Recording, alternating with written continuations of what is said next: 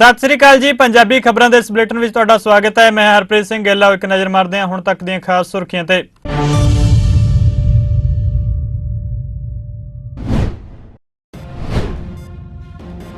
केंद्रीय शहरी हवाबाजी मंत्री ज्योतिरादित्य सिंधिया ने दी अहम जानकारी। कहा 27 मार्च तक मुड़ शुरू हो जाएगियां अंतरराष्ट्रीय उड़ाणां।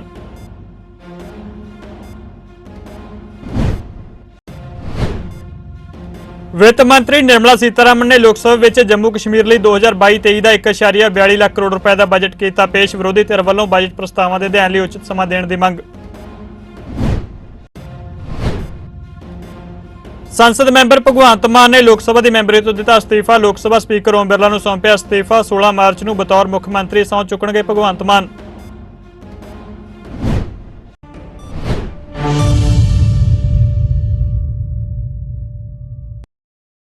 ते हुण खबरां विस्तार नाल। केंद्रीय शहरी हवाबाजी मंत्री ज्योतिरादित्य सिंधिया ने राज्य सभा नूं दस्सिया कि सारियां अंतरराष्ट्रीय यात्री उड़ाणां दीआं सेवावां 27 मार्च तक मुड़ शुरू हो जाणगीआं। मंत्री ने ऐलान उपरले सदन के प्रश्न काल दौरान किया। सिंधिया ने कहा कि सारे नियमित अंतरराष्ट्रीय उड़ाणां 27 मार्च तक 100% समर्था नाल संचालित हो जाणगीआं, क्योंकि हुण भारत विच कोरोना वायरस की स्थिति में सुधार होया है। वित्त मंत्री निर्मला सीतारमण ने लोक सभा में केंद्र शासित प्रदेश जम्मू कश्मीर लिए वित्तीय साल 2022-23 का 1.42 लाख करोड़ रुपए का बजट पेश किया। सीतारमण ने लोक सभा में जम्मू कश्मीर लिए वित्तीय साल 2021-22 लिए ग्रांट की मंग भी पेश की, जो कि 18,860.32 करोड़ रुपए की है। उन्होंने एक प्रस्ताव भी पेश किया जिस विच कुछ नियमों को मुअत्तल करके सदन में इसनूं पेश किए जाने के दिन ही चर्चा शुरू करने की आग्ञा देने की गल आखी है। प्रस्ताव का विरोध करते हुए कांग्रेस के संसद मैंबर मनीष तिवाड़ी ने कहा कि बजट की जांच परख और चर्चा करना इस सदन की बुनियादी जिम्मेवारी है। विरोधी धिर ने सरकार तो मांग की कि बजट प्रस्तावों के अध्ययन लई उन्होंने उचित समा दिता जाना चाहिए।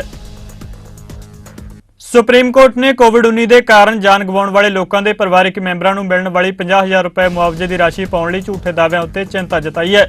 अदालत ने कहा कि उसने कदे सोचे भी नहीं सी कि इसकी दुर्वरतों की जा सकती है और नैतिकता का पद्धर इन्हां हेठां डिग सकता है। सुप्रीम कोर्ट ने कहा कि वह मामले की जांच लेखाकार जनरल दफ्तर को सौंप सकता है। सुप्रीम कोर्ट ने इस मामले की अगली सुनवाई 21 मार्च को तय की है। बेंच ने मुआवजा देने लई दिते जा रहे कोविड-19 नाल मौत के फर्जी सर्टिफिकेटों उत्ते भी चिंता जताई सी। पंजाब के होने वाले मुख्यमंत्री भगवंत मान ने अपनी लोक सभा की मैंबरशिप तो अस्तीफा दे दिता है। लोक सभा की कार्रवाई में मान ने अज शमूलियत की, जिस दरम्यान उन्होंने लोक सभा स्पीकर ओम बिरला नूं अपना अस्तीफा सौंप दिता। हुण जदों भगवंत मान पंजाब के संभावी मुख्यमंत्री ने तो 16 मार्च नूं मुख्यमंत्री के अहुदे लई हल्फ भी लैण जा रहे हैं, तो उन्होंने वालों लोक सभा तो अस्तीफा देना सुभाविक सी। अस्तीफा देने तो बाद मान ने पत्रकार नाल गलबात करते हुए कहा कि देश की सब तो वड्डी पंचायत नूं मिस करनगे। मान ने कहा कि पंजाब के लोगों ने उन्होंने वड्डी जिम्मेवारी सौंपी है, जिसनूं वो पूरी तनदेही ते ईमानदारी नाल निभाउणगे। उन्होंने संगरूर के लोगों नाल वादा किया कि बहुत जल्दी एक होर आवाज़ संसद में गूंजती नजर आएगी। भगवंत मान वालों लोक सभा की मैंबरी तो अस्तीफा दे दिता गया। साथ ही संसद मैंबरों वालों भगवंत मान नूं विदायगी दी गई है। पंजाब के होने वाले मुख्यमंत्री नूं विदायगी देने दी कुछ तस्वीरां संसद मैंबर गुरजीत सिंह औजला वालों अपने ट्विटर अकाउंट उत्ते साझियां कीतियां गईयां। उन्हां वालों लिखिया गया कि वह राज्य की भलाई लई कामना करते हैं तो यह विदायगी भगवंत मान लई एक नवीं जिंदगी की शुरुआत होवेगी। उत्थे ही कांग्रेस के सीनियर नेता शशि थरूर वालों भी भगवंत मान नूं नवीं शुरुआत लई बधाई दी गई है। पंजाब में आम आदमी पार्टी की वड्डी जित तो बाद अफसरशाही में नवीं नियुक्तियां हो रही ने। हुण अनमोल रतन पंजाब के नवे एजी बन गए हैं। भगवंत मान वालों अज अनमोल रतन नूं पंजाब का नवा एडवोकेट जनरल नियुक्त करने का फैसला किया गया। आम आदमी पार्टी वालों हुंजा फेर जित हासिल करने तो बाद पिछले दिनी पंजाब के एडवोकेट जनरल दीपेंद्र सिंह पटवालिया ने सरकार में बदलाव के मद्देनज़र अपने अहुदे तो अस्तीफा दे दिता सी। इस दे नाल ही दस दिए कि सीनियर IAS अधिकारी ए वेणु प्रसाद ने आम आदमी पार्टी वालों CM अहुदे लई भगवंत मान के प्रिंसीपल सकत्तर का अहुदा संभाल लिया। पंजाब के साबका मुख्यमंत्री और पंजाब लोक कांग्रेस के प्रधान कैप्टन अमरिंदर सिंह ने हाल ही दीआं विधान सभा चोणां विच कांग्रेस का सफाया होने लई पूरी तरह नाल गांधी परिवार नूं जिम्मेवार दस्सिया। कैप्टन ने कहा कि कांग्रेस कारज समिति की बैठक में अपनी गलतियों नूं निमरता नाल कबूलण की बजाय पंजाब चोणां विच बुरी तरह हार लई उन्हां ते ही दोष लगाया जा रहा है। उन्हें कहा कि कांग्रेस न सिर्फ पंजाब विच हारी बल्कि उत्तर प्रदेश, उत्तराखंड, गोवा और मणिपुर विच भी चोणां हारी है ते इस शर्मनाक हार लई पूरी तरह नाल गांधी परिवार जिम्मेवार है। हुण लोक नहीं समुचा देश गांधी परिवार की लीडरशिप विच भरोसा गवा बैठे है।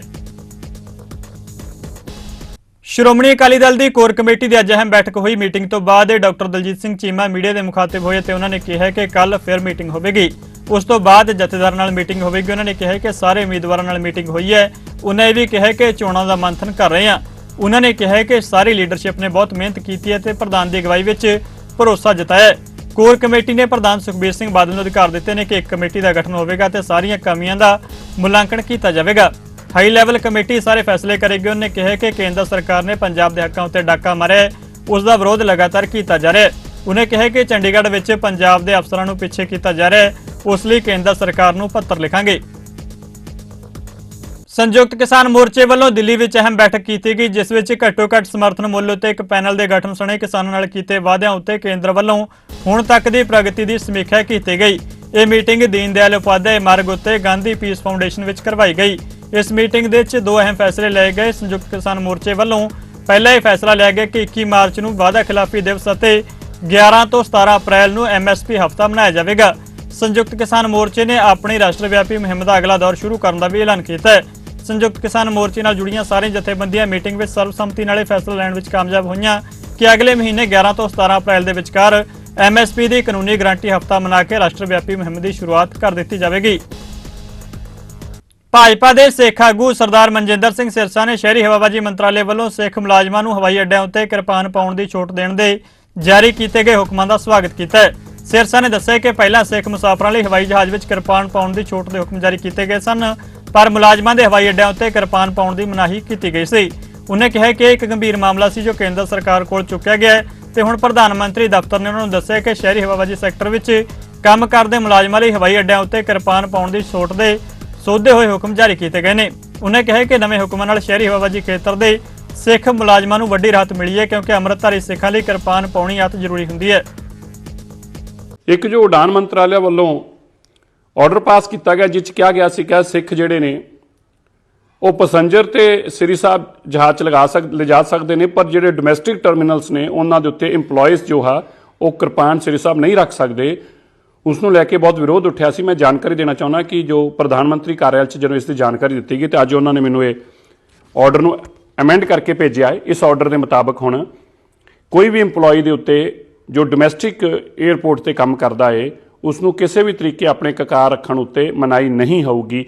इसका जो स्पष्टीकरण और इसका जो अमेंडिड ऑर्डर आ वो अज सरकार वालों पारित किया गया। मैं सारिਆਂ ਨੂੰ जानकारी देना चाहुंदा जो ये विषय बहुत गंभीर सी जो सरकार के संज्ञान च लिआंदा गया और हुण जो इंपलॉयज़ ने उन्हां दी दिक्कत तो छुटकारा पाया जाएगा। शहरी हवाबाजी मंत्रालय वालों सिख मुलाजमां नूं हवाई अड्डियां उत्ते किरपान पाउण की छूट दी गई है, जिस बाबत हुक्म जारी कर दिए गए हैं। इस नूं लैके दिल्ली सिख गुरुद्वारा प्रबंधक कमेटी के जनरल सकत्तर जगदीप सिंह कालों ने भारत सरकार का धन्नवाद किया है। उन्हें कहा कि किरपान सिखी में अहम ककार है तो इसनूं पहनण तो रोकिया नहीं जा सकता। पिछले दिनी एक किरपान का जिहड़ा इशू सी वो साडे ध्यान दे विच आया सी कि एयरपोर्ट्स के उत्ते जिहड़े सिख कर्मचारी काम करते हैं उन्हां नूं किरपान पा के अपना ड्यूटी करन दी इजाजत नहीं है सिविल एविएशन वालों।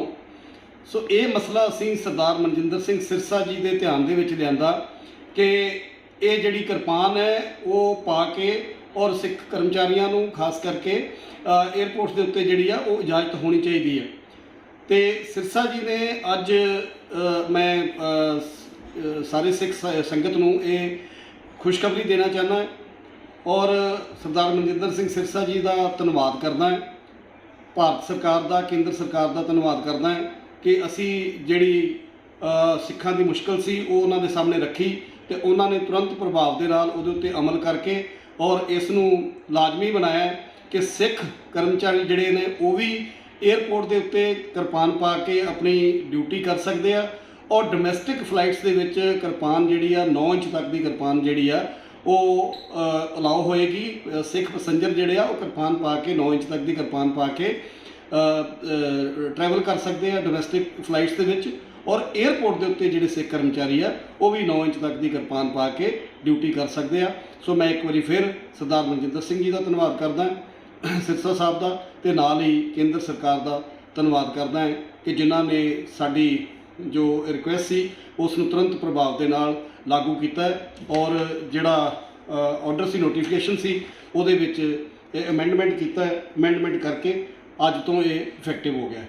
विधान सभा हलका दाखा तो श्रोमणी अकाली दल के विधायक मनप्रीत सिंह याली सचखंड श्री हरिमंदर साहिब विच मत्था टेकण लई पहुंचे, जिथे उन्हां सचखंड श्री हरिमंदर साहिब विच मत्था टेकिया उत्थे ही गुरबाणी का आनंद माणिया।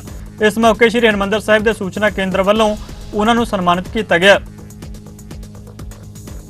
ਬੀਤੇ ਦਿਨੀ ਟਾਂਡਾ ਦੇ ਫੋਕਲ ਪੁਆਇੰਟ ਸਾਹਮਣੇ ਰੇਲਵੇ ਲਾਈਨਾਂ ਨੇੜੇ ਹੋਏ ਗਊ ਕਤਲकांड ਦੇ ਤਾਰ ਮੀਟ ਅਤੇ ਖੱਲਾਂ ਦੀ ਸਮਗਲਿੰਗ ਕਰਨ ਵਾਲੇ ਗਰੋਹ ਨਾਲ ਜੁੜੇ ਹੋ ਸਕਦੇ ਨੇ। ਇਸ ਮਾਮਲੇ ਵਿੱਚ ਪੁਲਿਸ ਨੇ ਸਫਲਤਾ ਹਾਸਲ ਕਰਦਿਆਂ 7 ਮੁਲਜ਼ਮਾਂ ਨੂੰ ਗ੍ਰਿਫਤਾਰ ਕੀਤਾ ਹੈ। ਇਸ ਮਾਮਲੇ ਨੂੰ ਪੁਲਿਸ ਵੱਲੋਂ ਖੁਫੀਆ ਤਰੀਕੇ ਨਾਲ ਟਰੇਸ ਕੀਤਾ ਗਿਆ ਤੇ ਇਸ ਮਾਮਲੇ ਵਿੱਚ ਪਹਿਲਾਂ 3 ਵਿਅਕਤੀਆਂ ਨੂੰ ਗ੍ਰਿਫਤਾਰ ਕੀਤਾ ਗਿਆ। ਇਹਨਾਂ ਤਿੰਨਾਂ ਤੋਂ ਪੁੱਛਗਿੱਛ ਕੀਤੀ ਗਈ ਤਾਂ ਉਹਨਾਂ ਨਾਲ ਇਸ ਅਪਰਾਧ ਵਿੱਚ ਸ਼ਾਮਲ ਅਤੇ ਪਨਾਹ ਦੇਣ ਵਾਲੇ 4 ਹੋਰ ਲੋਕਾਂ ਨੂੰ ਵੀ ਗ੍ਰਿਫਤਾਰ ਕੀਤਾ ਗਿਆ। ਇਸ ਦੌਰਾਨ ਗਊਆਂ ਦੀ ਢੋਆ ਢੋਆਈ ਲਈ ਵਰਤੇ ਗਏ ਕੈਂਟਰ ਅਤੇ ਹਥਿਆਰਾਂ ਨੂੰ ਬਰਾਮਦ ਕੀਤਾ ਗਿਆ।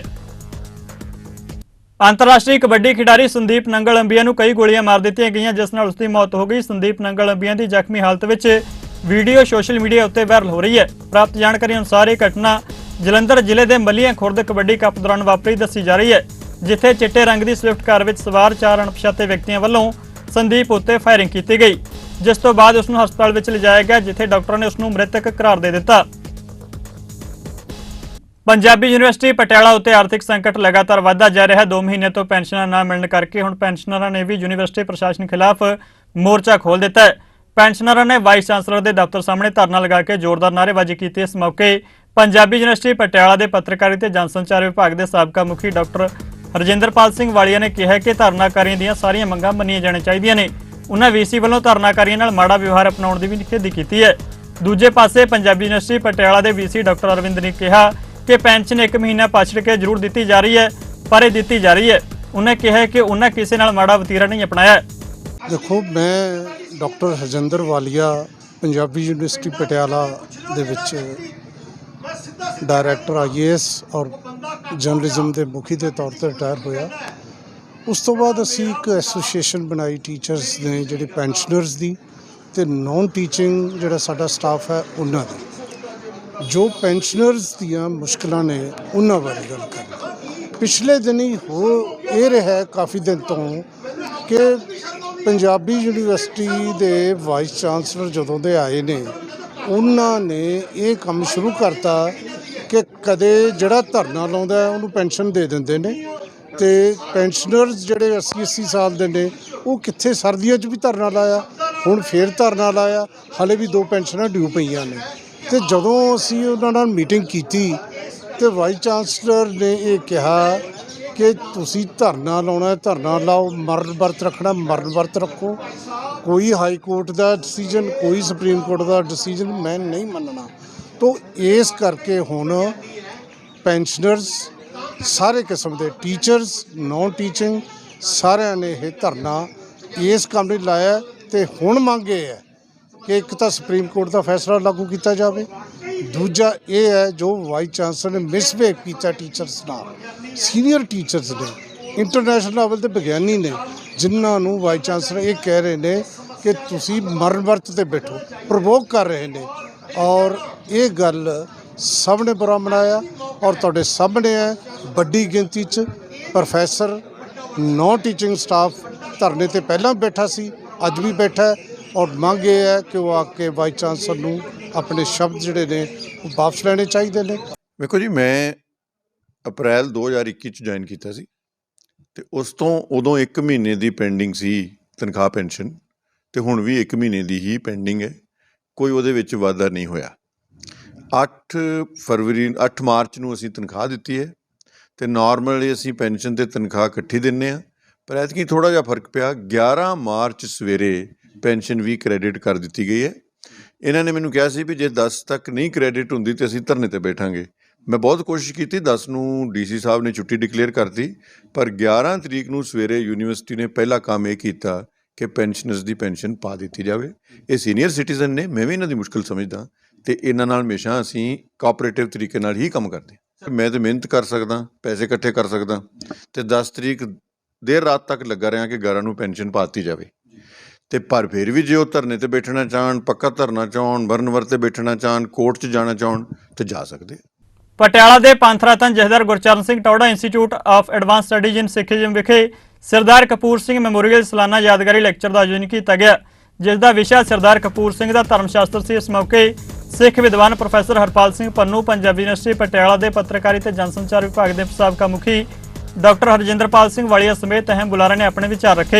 इस मौके प्रोफैसर हरपाल सिंह पन्नू वालों पंजाबी में अनुवाद की सरदार कपूर सिंह की पुस्तक पराशर प्रश्न भी रिलीज़ की गई।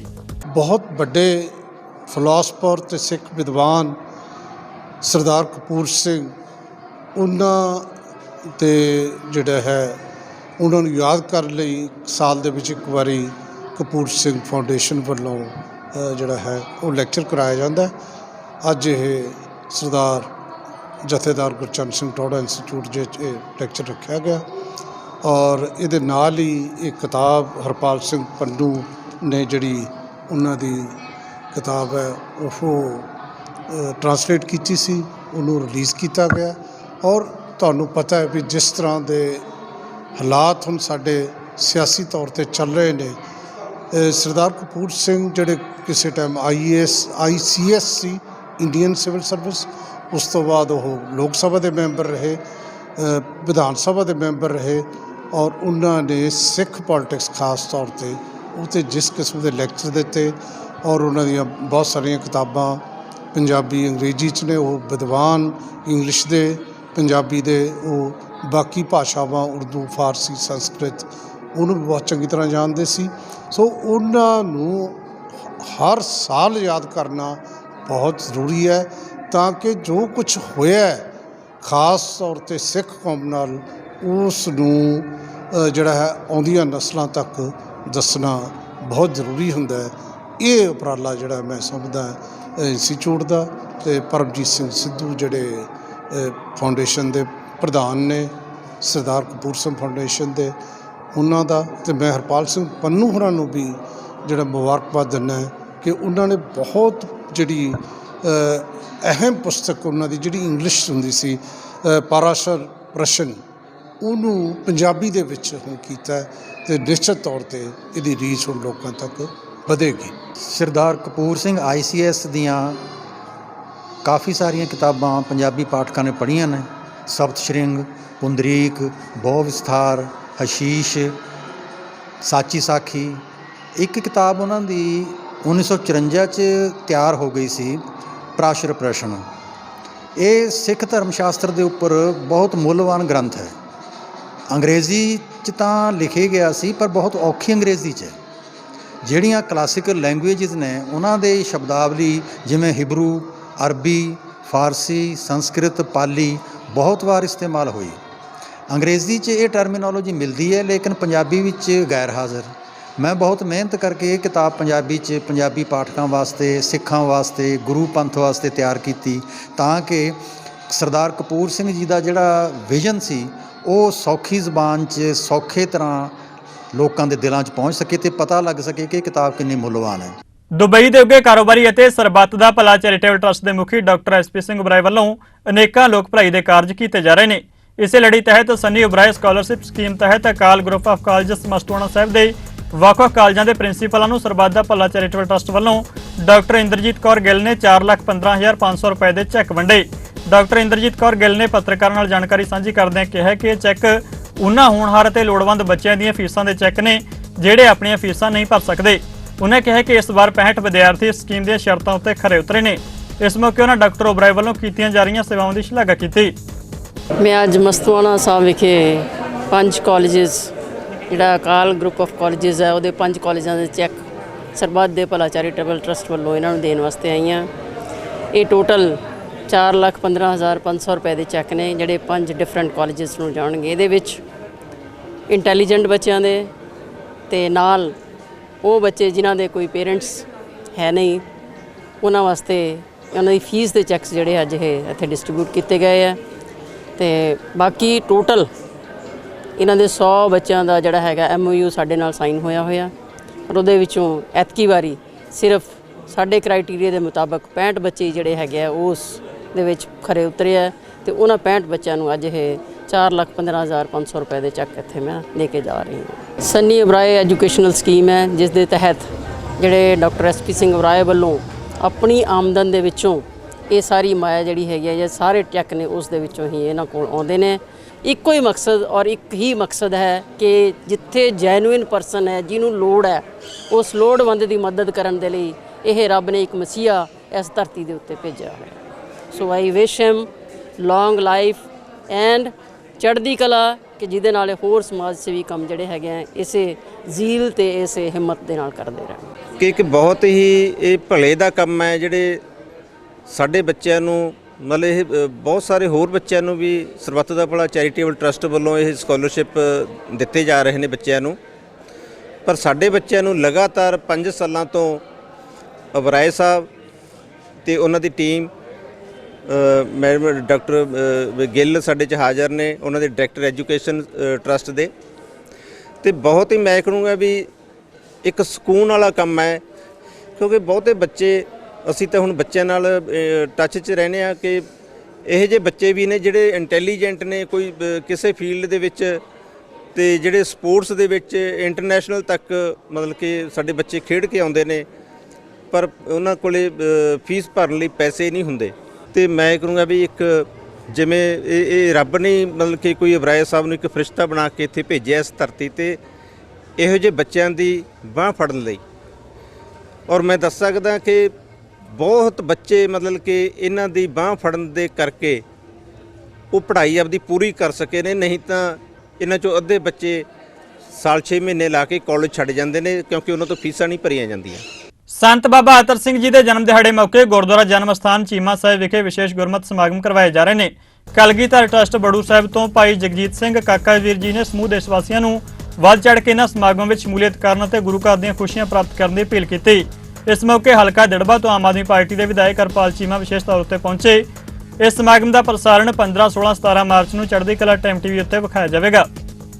ਗੁਰੂ ਪਿਆਰਿਓ ਸਾਧ ਸੰਗਤ ਜੀਓ, ਸੰਤ ਬਾਬਾ ਅਤਰ ਸਿੰਘ ਜੀ ਮਹਾਰਾਜ ਗੁਰਦੁਆਰਾ ਜਨਮ ਸਥਾਨ ਚੀਮਾ ਸਾਹਿਬ ਤੋਂ ਦਾਸ ਬੇਨਤੀ ਕਰ ਰਿਹਾ ਹੈ। ਸੰਤ ਬਾਬਾ ਅਤਰ ਸਿੰਘ ਜੀ ਮਹਾਰਾਜ ਦਾ 156ਵਾਂ ਜਨਮ ਦਿਹਾੜਾ ਜਨਮ ਸਥਾਨ ਚੀਮਾ ਸਾਹਿਬ ਅਤੇ ਕਲਗੀਧਰ ਟਰਸਟ ਸਾਰੇ ਸਮੂਹ ਨਗਰ ਨਿਵਾਸੀ, ਇਲਾਕਾ ਨਿਵਾਸੀ ਬੜੇ ਪ੍ਰੇਮ ਅਤੇ ਉਤਸ਼ਾਹ ਨਾਲ ਮਨਾ ਰਹੇ ਹਨ।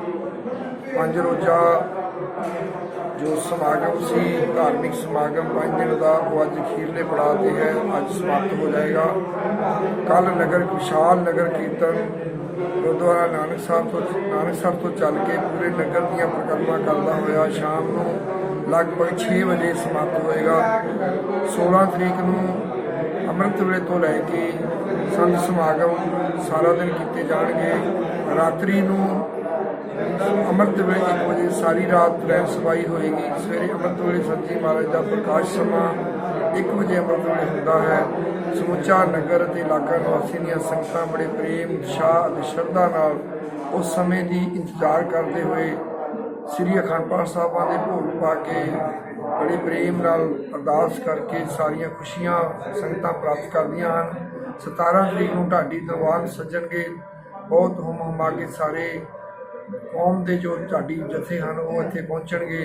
ਤਾਂ ਸਮੁੱਚੀਆਂ ਸੰਗਤਾਂ ਨੂੰ ਦਾਸ ਹੱਥ ਜੋੜ ਕੇ ਬੇਨਤੀ ਕਰਦਾ ਹੈ, ਆਪ ਪਰਿਵਾਰਾਂ ਸਹਿਤ ਦਰਸ਼ਨ ਦਿਓ, ਹਰਜਸ ਕੀਰਤਨ ਸੁਣ ਕੇ ਸੇਵਾ ਕਰਕੇ ਇੱਕ ਇਸ ਮੁੱਲਾ ਜਨਮ ਦਾ ਲਾਹਾ ਖੱਟੋ, ਤਾਂ ਕਿ ਆਪਾਂ ਆਉਣ ਵਾਲੀਆਂ ਜਿਹੜੀਆਂ ਸਾਡੀਆਂ ਬੱਚਿਆਂ ਦੀਆਂ ਪੀੜ੍ਹੀਆਂ ਹਨ ਉਹ ਗੁਰੂ ਘਰਾਂ ਨਾਲ ਜੁੜ ਕੇ ਗੁਰਸਿੱਖ ਬਣ ਕੇ ਅੰਮ੍ਰਿਤਧਾਰੀ ਬਣ ਕੇ ਆਪਣਾ ਜੀਵਨ ਸਫਲਾ ਕਰ ਸਕਣ।